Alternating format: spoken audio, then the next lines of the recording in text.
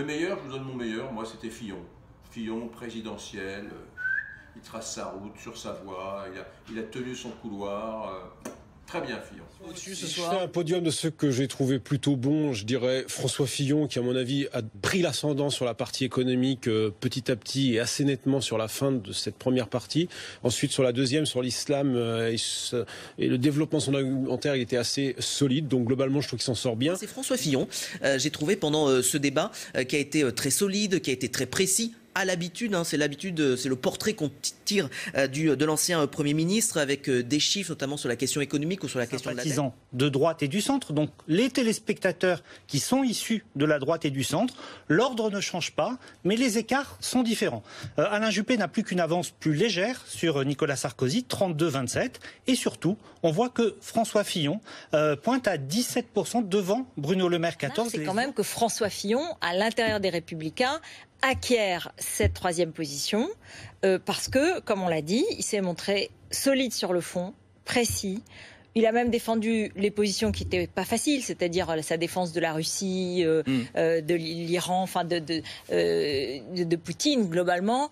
Il a eu sa défense, il était assez articulé, il était détendu. Il a été élégant avec Nicolas Sarkozy, certes à une seule reprise, mais malgré tout, c'était frappant parce que c'était assez rare dans ce débat. Tout à fait. Donc c'est pas injustifié, c'est tout à fait logique qu'il arrive à cette position. Mais il faut noter que François Fillon, lui, progresse de 8 points. Et ça, c'est évidemment une progression extrêmement importante. François Fillon était déjà troisième, donc il partait de plus haut, par exemple, que Jean-François Copé, qui progresse aussi de 8 points. Mais c'est incontestable. François Fillon peut se dire aujourd'hui, ce soir, qu'il a bien réussi ce débat. François Fillon est revenu sur cette présidentialité qu'il a, enfin, que souvent on a répété les uns les autres, que les gens vous disent, mais il a un bon programme, il est solide et tout, mais finalement ça décollait pas.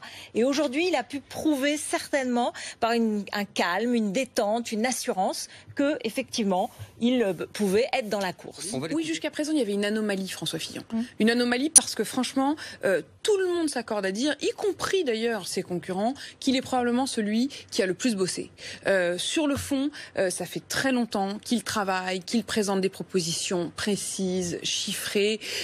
Il trace son sillon avec une constance franchement assez remarquable. Donc il y avait une forme d'injustice, en quelque sorte, entre la qualité de sa candidature et l'image qu'il avait. Et ce soir, dans un sens, on a un peu oublié cela. Le fait qu'ils aient tous le même temps de parole, qu'ils remettent en quelque sorte les compteurs à zéro, ça a permis à François Fillon de se rehausser, je dirais, à la place qui lui est due en quelque sorte. Entre Bruno Le Maire et François Fillon. Ben, écoutez, je dirais que c'est François Fillon qui l'a quand même largement emporté, plus solide, plus expérimenté, digne.